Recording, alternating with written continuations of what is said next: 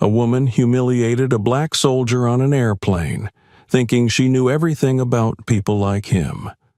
But after landing, the truth was waiting for her, which changed everything. Subscribe to the channel and write in the comments where you're watching from.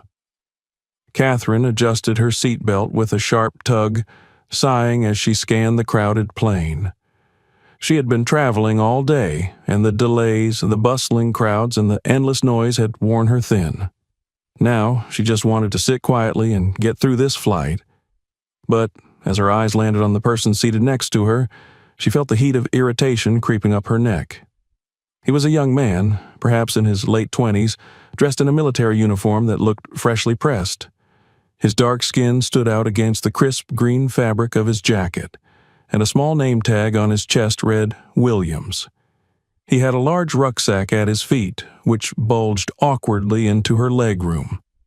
Catherine glanced at him again, narrowing her eyes. He wasn't looking at her, just staring calmly out the window, as if the chaos around him didn't exist. It only made her angrier. She had seen plenty of soldiers before, at airports, on TV, in parades. They always carried themselves with a quiet confidence, as though their mere presence demanded respect, and people gave it to them without question. Catherine, however, couldn't help but feel irritated by the sight of him. What was so special about wearing a uniform? She worked tirelessly, day after day, in her high-stress corporate job, and no one ever stopped to thank her or call her a hero. Soldiers, she thought, received undue praise for simply doing their job, while people like her were overlooked. She shifted in her seat, trying to avoid the man's rucksack, which was taking up far too much space. Finally, she couldn't hold back. "Excuse me," she said, her tone sharper than she intended.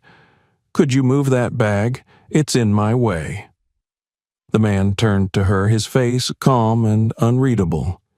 He nodded slightly. "Sorry about that," he said quietly, pulling the bag closer to his legs. Catherine felt a brief pang of guilt at his polite response, but it was quickly replaced by a surge of annoyance. "It's fine," she replied curtly, crossing her arms. "I just think people should be considerate of others." The man didn't respond. He simply adjusted his bag and returned his gaze to the window. Catherine felt her irritation bubbling again. He wasn't even looking at her. Did he think he was above engaging with her? "You know," she began, leaning slightly toward him, "you soldiers always think you're so special. Just because you wear a uniform doesn't mean you're any better than the rest of us. We all work hard, you know. You're not the only ones sacrificing something." The man turned his head slowly, his expression still calm, though his jaw tightened slightly. "I don't think I'm better than anyone," he said evenly. "I'm just trying to get home." His response caught Catherine off guard. She had expected him to argue back, to defend his position, to play the hero card. Instead, he spoke with a quiet humility that she found unsettling. It only made her more determined to prove her point. "Right," she said, her voice rising slightly. "Trying to get home to what? A parade in your honor? People lining up to thank you for doing a job you chose? Must be nice to get all that praise just for wearing a uniform." The man's eyes flicked toward her briefly, but he said nothing. His silence felt like a challenge, and Catherine couldn't resist pushing further. "I mean, let's be honest," she continued, her voice laced with sarcasm. "You're not out there saving the world. You're not on the front lines risking your life every day. Most of you just sit around in offices or get cushy assignments, and people act like you're heroes. Meanwhile, the rest of us are out here working our asses off without any of the fanfare." The man's hands rested on his lap, his fingers loosely interlaced. He didn't speak, didn't even look at her. Catherine felt her frustration boil over. His refusal to engage was infuriating. It was as if he thought he was above the conversation, above her. "Don't you have anything to say for yourself?" she snapped. "Or are you just going to sit there and pretend you're better than everyone else?" Finally, the man turned to her fully, his eyes meeting hers. For the first time, Catherine noticed a hint of exhaustion in his gaze, a weariness that seemed to run deeper than physical fatigue. "I'm not trying to pretend anything," he said softly. "I'm just trying to get home to my daughter." The words hung in the air between them, heavy and unexpected. Catherine blinked, momentarily stunned. She hadn't expected that. She had been ready for an argument, for a defensive speech about patriotism or sacrifice. But this was something else. "Your daughter?" she repeated, her tone skeptical. "Right. And I suppose she's just sitting there waiting for you to come home and save the day. How convenient." The man's face remained steady, but his eyes flickered with something Catherine couldn't quite place. He looked back toward the window, as if the conversation was over. But Catherine wasn't finished. "Look," she said, her voice harsher now, "you can play the family card all you want, but it doesn't change the fact that people like you get way too much credit for what you do. You're not the only one with responsibilities. The rest of us have families too, you know. We make sacrifices every day without expecting applause for it." The man didn't respond. His silence felt like a wall, impenetrable and unyielding. Catherine crossed her arms tightly over her chest, fuming. Why wouldn't he defend himself? Why wouldn't he fight back? It was infuriating. The hum of the plane's engines filled the awkward silence between them. Catherine glanced around and noticed that some of the other passengers were looking in their direction. She felt a flicker of embarrassment, but quickly pushed it aside. She wasn't the one in the wrong here. The man finally spoke again, his voice low and steady. "You're right," he said simply. "You don't know what I've sacrificed, but that doesn't mean it doesn't matter." His words cut through Catherine's anger like a knife. She opened her mouth to respond, but found that no words came. She turned away, staring out the window, her mind racing. Something about the way he had spoken, calm, measured, without a trace of bitterness, made her feel uneasy. The rest of the flight passed in tense silence. Catherine avoided looking at the man, but she couldn't stop replaying his words in her head. "I'm just trying to get home to my daughter." What had he meant by that? Was it just an excuse? A way to deflect her criticism? Or was there more to his story than she had assumed? As the plane began its descent, Catherine stole a glance at him. He was still staring out the window, his face calm but distant, as though he were somewhere far away. She noticed his hands resting on his lap, his fingers lightly gripping a photograph that she hadn't seen him take out before. She couldn't make out the details, but it looked like a picture of a little girl. For the first time, Catherine felt a pang of doubt. Had she been wrong about him? The plane's engines hummed steadily as the cabin lights dimmed slightly for the descent. Catherine shifted in her seat, her arms crossed tightly over her chest, as if she could physically shield herself from the unease creeping into her thoughts. The man next to her, the soldier, still hadn't said another word. He simply sat there, his posture relaxed but his eyes distant, staring at the darkening sky outside the window. His silence felt louder than any retort could have been, an unspoken rebuke that gnawed at Catherine's confidence. She turned her gaze to her phone, scrolling aimlessly through her emails, though nothing held her attention. Her mind kept circling back to his words. I'm just trying to get home to my daughter." They lingered like a whisper in the back of her head, refusing to be dismissed. She glanced at him again, almost involuntarily, and noticed his hands resting lightly on his lap. The photograph he had held earlier was now tucked away, but the image of him gripping it, as if it were an anchor, stayed with her. Catherine wasn't sure why, but her irritation had shifted. It wasn't anger anymore.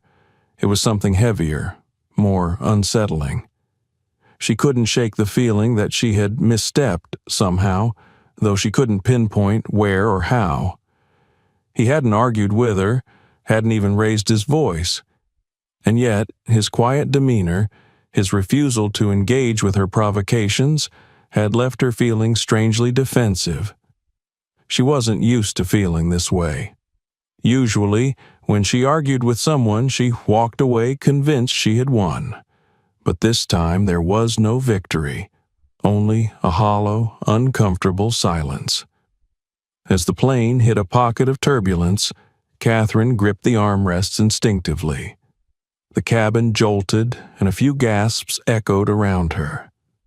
She felt her stomach drop momentarily before the plane stabilized. The soldier next to her didn't react beyond tightening his grip on the armrests. His face remained calm, though his knuckles whitened slightly. Catherine caught herself staring at him, trying to read his expression. He didn't look afraid, but there was a tension in his body that she hadn't noticed before. It made her wonder what else he was holding back. The turbulence subsided, and the cabin settled into its previous quiet. Catherine released the armrests and tried to refocus her attention on her phone, but the words on the screen blurred together. Her thoughts drifted again, this time to her own life. She wasn't sure why, but something about the soldier had triggered a flood of memories she usually kept buried. She thought about her career, how hard she had worked to climb the corporate ladder. She had sacrificed weekends, holidays, and relationships to get where she was. And yet, despite everything she had achieved, she often felt invisible, unappreciated. It was as though the world had decided that people like her, ordinary, hard-working, but unremarkable, didn't matter. That was why she resented soldiers like him. They wore a uniform and were instantly seen as heroes, while she had to fight for every scrap of recognition. But as soon as the thought formed, it felt hollow. She glanced at the man again, studying his profile. He didn't look like someone basking in adoration or expecting praise. He looked tired, not the kind of tired that came from a long day of work, but something deeper, more enduring. It reminded her of the exhaustion she had seen in her father's eyes when he came home from the factory late at night, too worn out to speak. The plane began its final descent, and the announcement to prepare for landing crackled through the cabin. Catherine adjusted her seatbelt and straightened in her seat, relieved that the flight was almost over. She told herself that once they landed, she could put this uncomfortable encounter behind her. But as she looked out the window at the city lights below, she felt a twinge of regret. She didn't want to admit it, but part of her wished she had handled the situation differently. When the plane touched down, Catherine let out a breath she hadn't realized she was holding. The cabin, filled with the familiar rustling of passengers gathering their belongings and the overhead bins creaking open. Catherine stayed seated, watching as people shuffled past her, their faces tired but relieved to have arrived. The soldier next to her didn't move immediately. He waited patiently, his hands resting on his knees, as if he were in no rush to leave. Catherine hesitated. She wanted to say something, to break the silence that had stretched between them since their argument. But the words wouldn't come. She wasn't sure what she wanted to say. An apology? A question? Instead, she looked away, pretending to focus on the bag she was pulling from under the seat.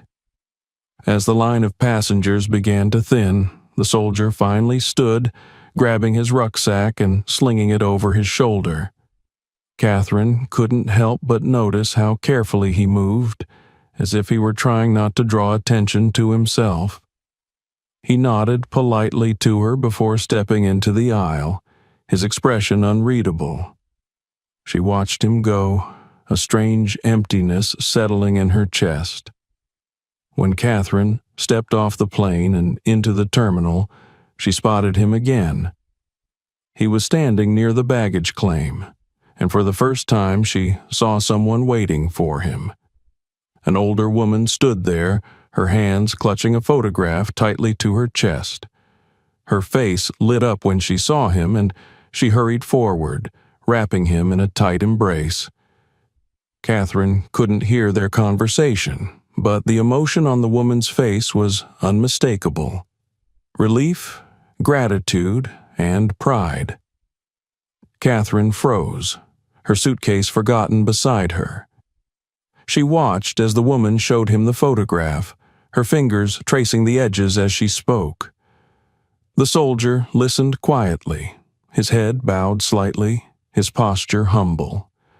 Catherine felt a lump form in her throat. She didn't know what their story was, but it was clear that this moment meant everything to them. As she turned to leave, she noticed a television screen in the corner of the terminal. A news report was playing, the sound muted, but the headline caught her eye. "Soldier honored for heroic act overseas." Her heart skipped a beat as she recognized the face on the screen. It was him. The report showed images of him in uniform, standing with his unit, and a brief clip of an interview where he spoke about the sacrifices of his team. The footage cut to a scene of a battlefield, the chaos and destruction stark against the calm voice of the reporter. Catherine's legs felt heavy as she approached the screen, her eyes glued to the images. The report detailed how he had risked his life to save several of his comrades during an ambush, pulling them to safety despite being injured himself. One of the men he saved was the son of the woman she had just seen embrace him. The lump in her throat grew, and she blinked rapidly to fight back tears. She thought about everything she had said to him on the plane, every harsh word and baseless accusation. She had judged him without knowing anything about him, without even trying to understand. And now, faced with the truth of his actions, she felt an overwhelming wave of shame. Catherine turned away from the screen, her chest tight. She didn't know what to do, how to reconcile the person she had been on that plane with the person she wanted to be now. As she walked toward the exit, the weight of her words pressed heavily on her shoulders. She knew she couldn't undo what she had said, but she also knew she couldn't ignore the lesson she had just learned. The soldier's story had opened a crack in the wall of her assumptions, and for the first time in a long time, Catherine felt a glimmer of something she hadn't expected, the desire to change. The terminal's hum surrounded Catherine like a dull roar, but she felt isolated, her thoughts too loud to hear anything else. Her suitcase rolled lightly behind her as she moved through the bustling crowd, her gaze lingering on the soldier and the older woman. The warmth in their embrace and the quiet gratitude in the woman's expression had planted an uncomfortable knot in Catherine's chest. The fleeting glance at the television screen, those images of his heroism, the story of his sacrifice, played on a loop in her mind. She couldn't unsee it. She found herself walking slower, as though her legs weren't entirely her own. Her initial plan to exit the airport quickly, to bury the awkward flight in the back of her mind, had been completely derailed. Something compelled her to look back. The soldier, whose calm demeanor had so infuriated her just hours ago, now stood like a statue of quiet humility, his presence commanding without trying. The woman with him was speaking animatedly, her hands gesturing as if reliving a memory too vivid to contain. He listened attentively, nodding at her words, his posture straight but somehow soft, as though carrying both pride and pain. Catherine slowed to a stop near a row of seats, pretending to adjust her scarf while stealing another glance.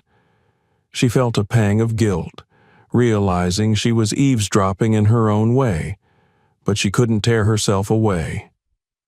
The way the older woman touched the photograph, her fingers trembling slightly as they traced its edges, sent a shiver through Catherine. She didn't need to hear the conversation to know its weight. Her eyes darted back to the television screen near the baggage carousel.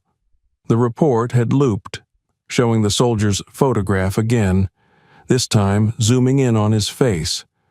The reporter's voice, still muted, added captions to his heroism. Risked his life to pull 3 comrades to safety during an ambush, despite being critically injured himself. The image changed, showing a shaky video from what appeared to be the aftermath of a firefight. Catherine's stomach turned at the sight, smoke rising in the background, men shouting orders, and the blurred figure of someone being carried to safety. The screen cut to an image of a folded American flag draped over a coffin, and Catherine froze.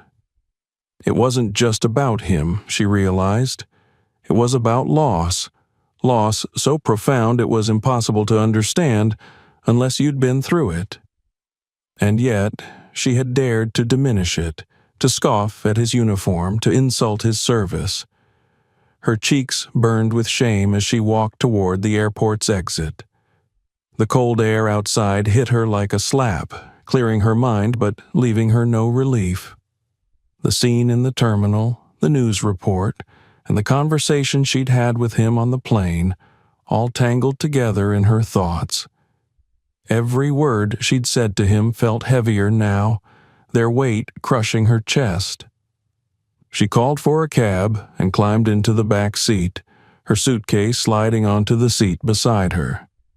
As the car pulled away from the curb, Catherine glanced out the window, catching one last glimpse of the soldier and the woman. They were walking toward the exit, the soldier carrying her small bag along with his own rucksack, their steps unhurried. Catherine looked away, the lump in her throat making it hard to breathe.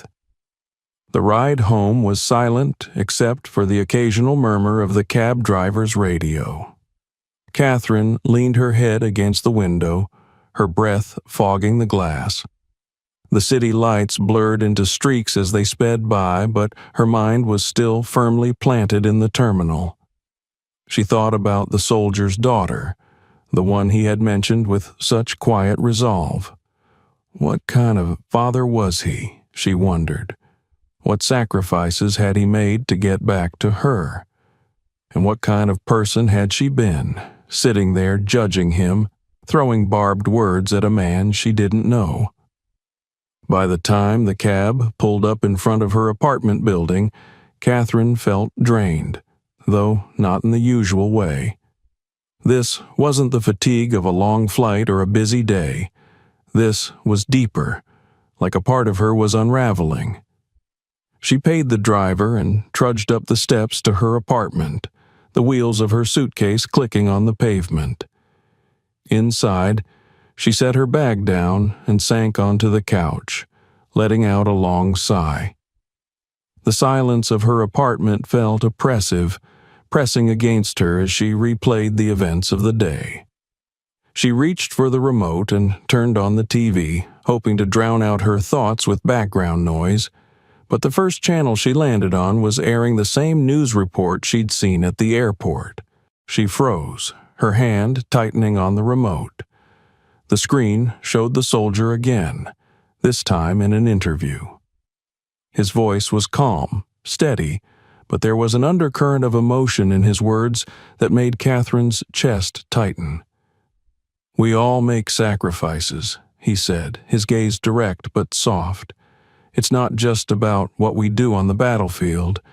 It's about the people we leave behind. My daughter. She's the reason I keep going. She's my hero." The camera cut to a picture of a little girl, her hair tied in pigtails, holding a teddy bear almost as big as she was. The caption read, "Sophie Williams, daughter of Sergeant Daniel Williams, battling leukemia." Catherine felt the air leave her lungs. She stared at the screen, the image of the girl blurring as tears welled up in her eyes. Her mind raced, trying to reconcile the man she had so harshly judged with the man on the screen. A father, a hero, a human being carrying burdens she couldn't begin to fathom. She turned off the TV and sat in silence, her hands trembling in her lap. For the first time in a long time, Catherine felt truly ashamed. Not the fleeting embarrassment of a misstep at work or a careless remark in a conversation, but a deep, gnawing shame that came from realizing how wrong she had been. She had let her bitterness, her frustrations with her own life, cloud her judgment. She had looked at a man who had given so much and seen only what she wanted to see. The next morning, Catherine woke with a heaviness in her chest that hadn't lifted overnight. She went about her routine mechanically, making coffee and scrolling through her emails, but her mind was elsewhere. She couldn't stop thinking about the soldier and his daughter, about the woman who had hugged him in the terminal, about the sacrifices he had made that she had dismissed so casually. By mid-morning, she couldn't take it anymore. She opened her laptop and began researching. She found the news article from the airport report and read it in full, her eyes lingering on every detail about his service and his family. Then she found a link to a fundraiser for Sophie's treatment. Without hesitation, she clicked on the donation button and contributed more than she normally would have considered reasonable. But it didn't feel like enough. Catherine stared at the confirmation screen, her heart heavy. She didn't want to just donate money. She wanted to make things right. She wanted him to know that she understood now, that she regretted everything she had said to him. But how could she reach him? How could she apologize for the damage she had done? Scrolling further, she found an email address for the charity supporting Sophie's treatment. She hesitated for a moment, her fingers hovering over the keyboard. Then, taking a deep breath, she began to type. "Dear Sergeant Williams," she wrote, her hands trembling slightly. "I don't know if you'll remember me, but we sat next to each other on a flight yesterday. I need to apologize for the way I spoke to you.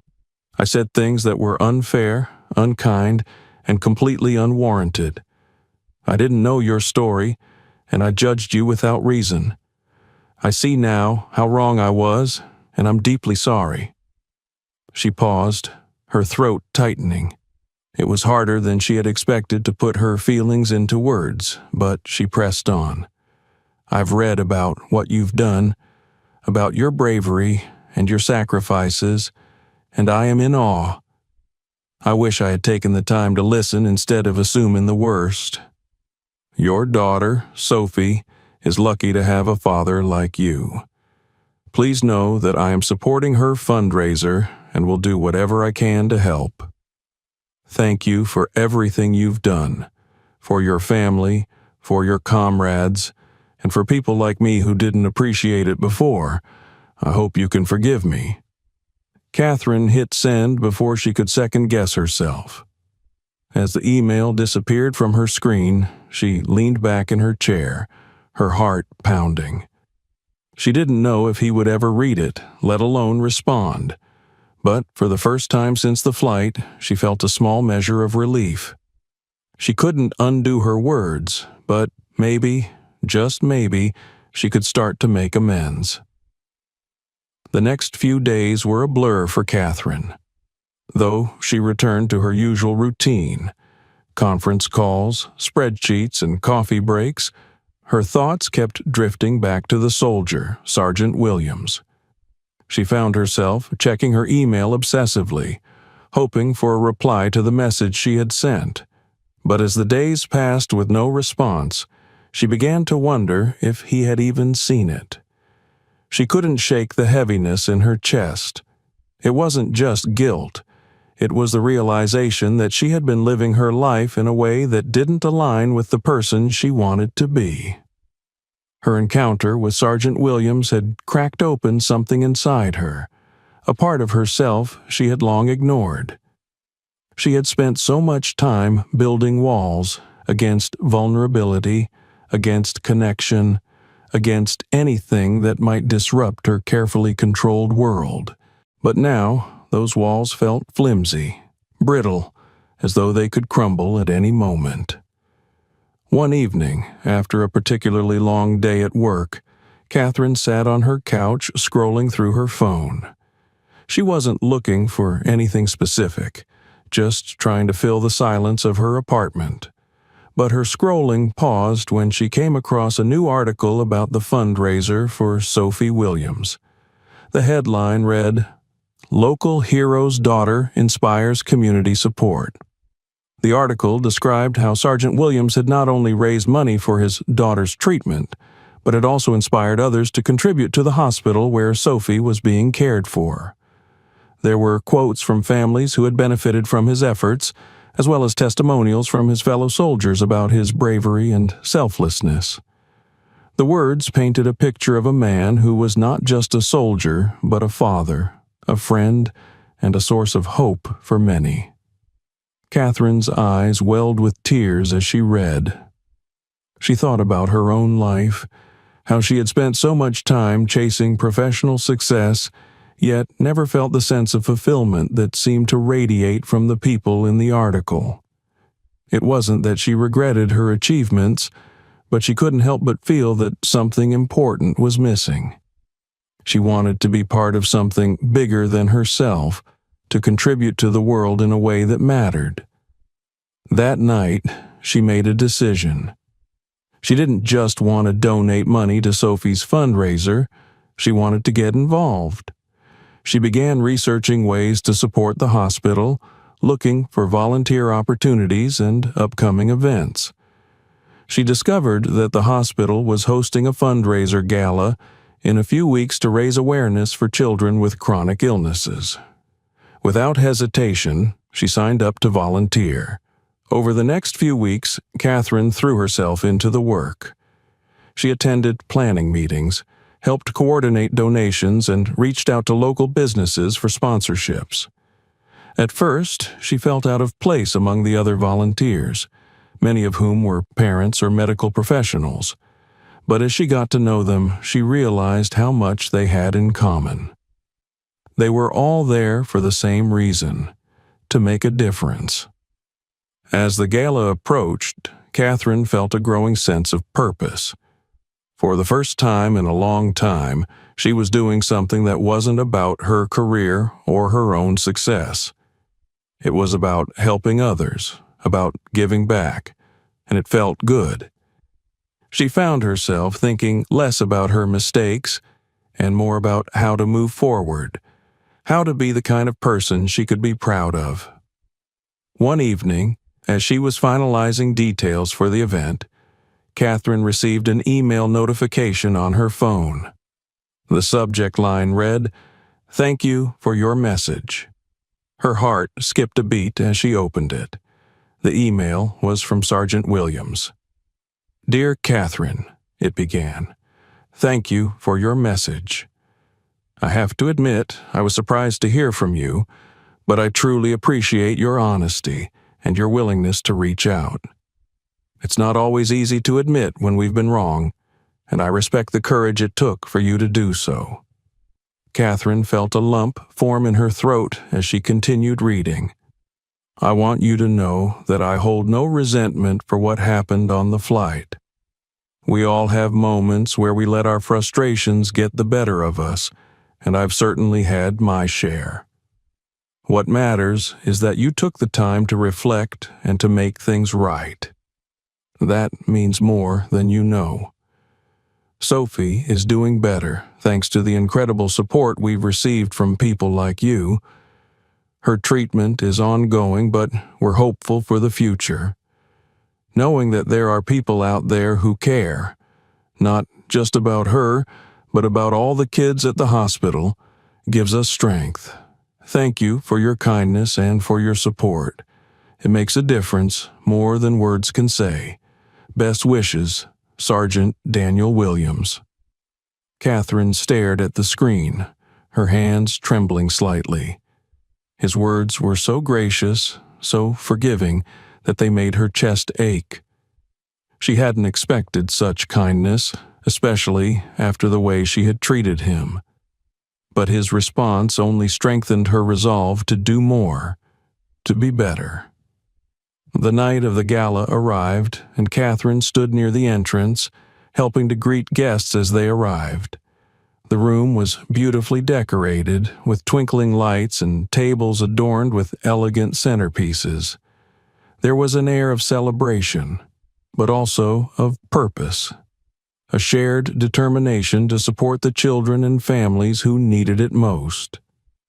As the evening progressed, Catherine found herself scanning the room, wondering if Sergeant Williams might be there. She hadn't heard anything about him attending, but part of her hoped she might get the chance to thank him in person.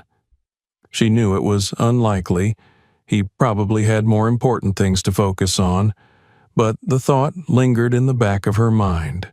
Toward the end of the night, as the event was winding down, Catherine spotted a familiar face in the crowd. Her breath caught as she saw Sergeant Williams standing near one of the tables, talking to a small group of people. He was dressed in a simple suit, his posture as straight and steady as ever. Beside him was a little girl with pigtails clutching a teddy bear. Catherine's heart swelled as she realized it was Sophie. Summoning her courage, Catherine approached them slowly. Sergeant Williams noticed her and smiled warmly, nodding in acknowledgement. "Catherine," he said, his voice as calm and steady as she remembered. "It's good to see you." She returned his smile, though her nerves made it feel shaky. "I wasn't sure if you'd be here," she admitted, "but I'm glad you are. I wanted to thank you for your kindness, for your forgiveness, and for inspiring me to do better." Sergeant Williams nodded, his expression thoughtful. "We all have the capacity to grow," he said. "The important thing is that we try." Catherine turned her gaze to Sophie, who was looking up at her with curious eyes. "And this must be Sophie," she said, her voice softening. "Hi, Sophie. I've heard so much about you." Sophie smiled shyly, hugging her teddy bear tighter. "Hi," she said, her voice barely above a whisper. The three of them stood together for a moment, the noise of the gala fading into the background. Catherine felt a sense of peace wash over her, a feeling that she was exactly where she was meant to be. As the night came to a close, Catherine watched Sergeant Williams and Sophie leave, their hands clasped as they walked out into the night. She knew she would never forget this moment, this journey. It had started with a mistake, a moment of anger and judgment, but it had led her to something much greater, a chance to change, to make amends, and to be part of something meaningful. For the first time in a long time, Catherine felt truly at peace, and she knew that this was only the beginning. Thank you for watching. If you enjoyed this story, don't forget to subscribe to the channel for more thought-provoking tales. Explore our other videos for stories that inspire and challenge perspectives. And if this one resonated with you, share it with someone who might appreciate its message. See you in the next video.